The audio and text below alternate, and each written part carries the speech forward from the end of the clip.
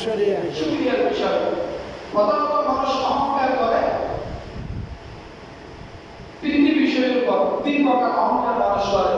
এক নম্বর অহংকার করে মানুষ আল্লাহর সাথে। কার সাথে? আল্লাহর সাথে। এক প্রকার অহংকার আল্লাহর সাথে, এক প্রকার অহংকার নবীদের সাথে, এক প্রকার অহংকার মানুষদের সাথে। আল্লাহর অহংকারের বিষয় সাবজেক্টে চলে গেছে। যেমন ফেরাউন বলেছিল আনা রাব্বুকুমুল আ'লা, আমি রব।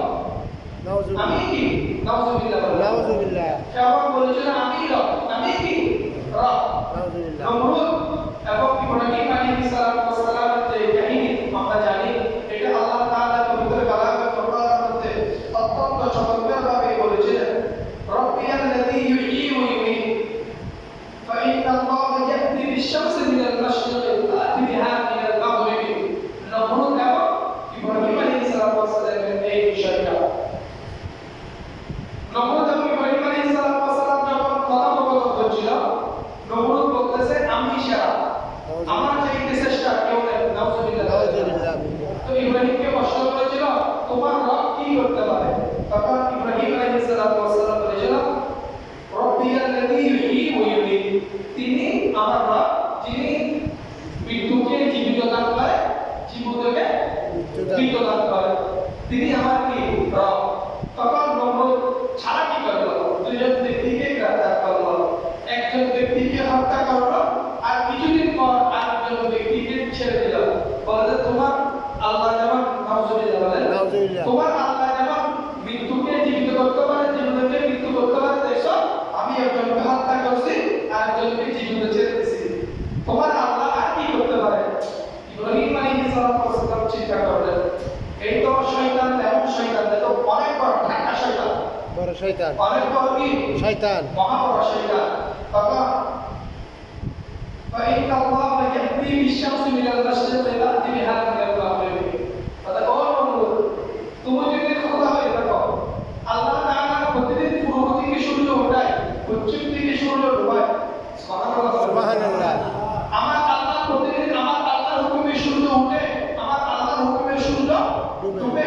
তোমার যদি এরকম বড় ভাবা থাকে, দেখি তোমার বাবা ওই সূর্যকে কি করো? নির্দেশ করো। ওই চন্দ্রকে কি করো? নির্দেশ করো। নমরুদ হায়, সূর্যকে আবিষ্কার করার ক্ষমতা তো আমার নাই, আওয়াজ দেন না। চন্দ্রকে আবিষ্কার করার ক্ষমতা আমার নাই।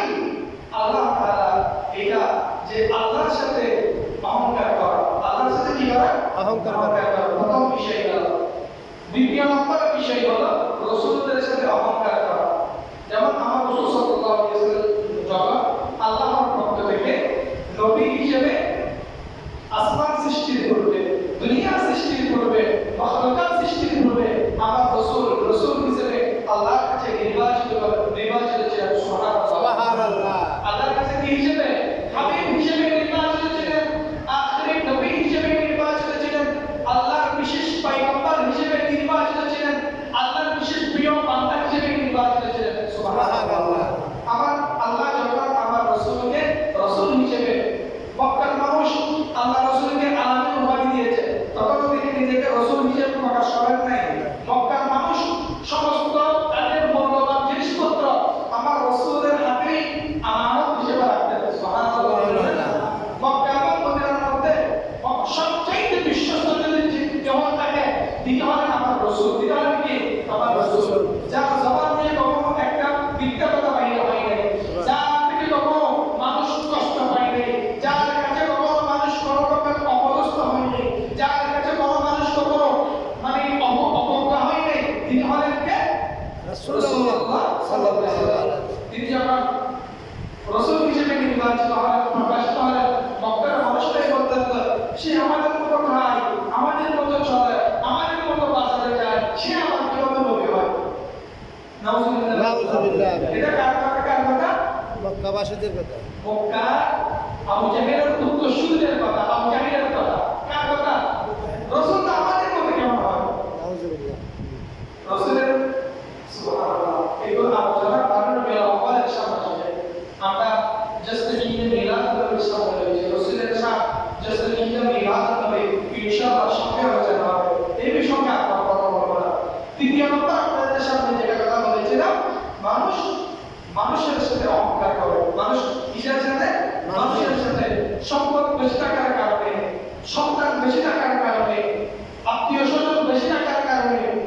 শরীরের মধ্যে শক্তি বেশি থাকার কারণে, আর একটু বিভিন্ন দিক দিয়ে একটু লিক বেশি থাকার কারণে যখন যাকে যেভাবে ইচ্ছা সেভাবে কষ্ট দেয়, যখন যাকে যেভাবে ইচ্ছা সেভাবে অবদস্ত করে, যখন যাকে যেভাবে মনের মধ্যে গেঁথে দেয় এটা আই সাইড এটা আমরা লিখে রয়েছে। ওরকম আছে না? আছে আছে কি আছে না? আছে। দোকানের মধ্যে বসে বসে বলে অমুক মাই হয় এরকম, অমুকের ছেলে এরকম, আমার ছেলে এরকম না, আমার মেয়ে এরকম না, নাউজুবিল্লাহ। এটা কি অহংকার। আরে আপনি আপনার ছেলের কথা চিন্তা করেন, আপনার মেয়ের কথা আপনি চিন্তা করেন, আপনার সামাজিক অবস্থা সম্পর্কে আপনি আল্লাহর কাছে ফিকির করেন, আল্লাহ যেন আপনাকে ভালো একটা অবস্থান দেয়। অন্যের পরিবার নিয়ে, অন্যের দল নিয়ে, অন্যের সমাধান নিয়ে আপনি কেন এত ওই বললাম? আমাদের সমাজে দেখবেন কিছু টাকা পয়সা হইলে মানুষ সালাম দিতে ইগুম করতে লাগে, সালাম দিতে কিসে লাগে? ইগুম লাগে। আমার টাকা হয়ে যায়। আর কিছু মানুষ আছে টাকা বলে না, ছেলে সন্তানকেও সালাম দেয়, বাবা সন্তানকে সালাম দেয়, ছেলে সন্তানকে সালাম দেয়, চাচা ভাইকে সালাম দেয়, ভাইকে চাচাকে সালাম দেয়, মামা ভাগিনাকে সালাম দেয়, ভাগিনা মামাকে সালাম দেয়, সালাম দেয় কি দেয়? মুরব্বি ছোটদেরকে সালাম দেয়, ছোট মুরব্বিদেরকে সালাম দেয়। আছে না এরকম মানুষ? আছে। এই অহংকার থেকে মুক্তি হওয়া, অহংকার থেকে বেঁচে থাকা সবচেয়ে উত্তম মাধ্যম হলো সর্বপ্রথম আপনি কালামের আগে বলবেন সালাম। কালামের আগে কি বলবেন? সালাম। আবার কালামের আগে কি? সালাম। যে আমার ছোট, আমি তাকে কিভাবে সালাম দেব? না না না, আমার রাসূল আগে ছোট বাচ্চাদেরকে সালাম দিতেন। সুবহানাল্লাহ। অহংকার থেকে বাঁচার জন্য সর্বপ্রথম আমাদেরকে কি করতে হবে? সালাম বিনয়। সালাম সালাম। যাকেই দেখবো, যখনই দেখবো তখন কি দিয়ে দেব? সালাম। কি বলবো? আসসালামু আলাইকুম ওয়া রাহমাতুল্লাহ। বলেন না আসসালামু আলাইকুম ওয়া রাহমাতুল্লাহ, আসসালামু আলাইকুম ওয়া রাহমাতুল্লাহ। আচ্ছা, আমাদের আজকের বিষয়টা কি? আজকের বিষয়টা খুবই বিষয়টা কি? অহংকার। খুবই বিষয়টা কি? অহংকার। মাশাআল্লাহ, মনে রাখবেন আমরা অহংকার তিন প্রকার বলেছিলাম। সর্বপ্রথম আল্লাহর সাথে অহংকার করা, রাসূলের সাথে অহংকার করা, মানুষের সাথে অহংকার করা। আমি তিন প্রকার দেখাই আপনাদের সামনে বলেছি। আপনারা কি আমার কথা বুঝতে পেরেছেন? যারা অহংকার করে তার জন্য চারটি শাস্তি। কয়টি শাস্তি? চারটি শাস্তি। এক নম্বর শাস্তি হলো আল্লাহ তার ফেরেশতানি অস্থিরতা বাড়িয়ে দিবেন।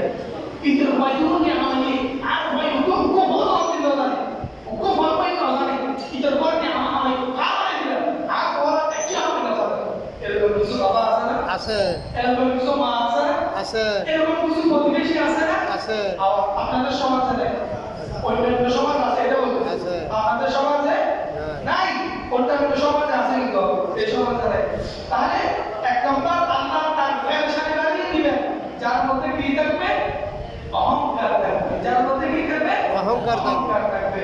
এই অহংকার দূর করার সর্বপ্রথম মেডিসিন আমি আপনাদেরকে কি বলেছিলাম? আসসালামু আলাইকুম। সালাম সালাম। অহংকার মুক্ত, অহংকার দূর করার সর্বপ্রথম মেডিসিন কি? সালাম।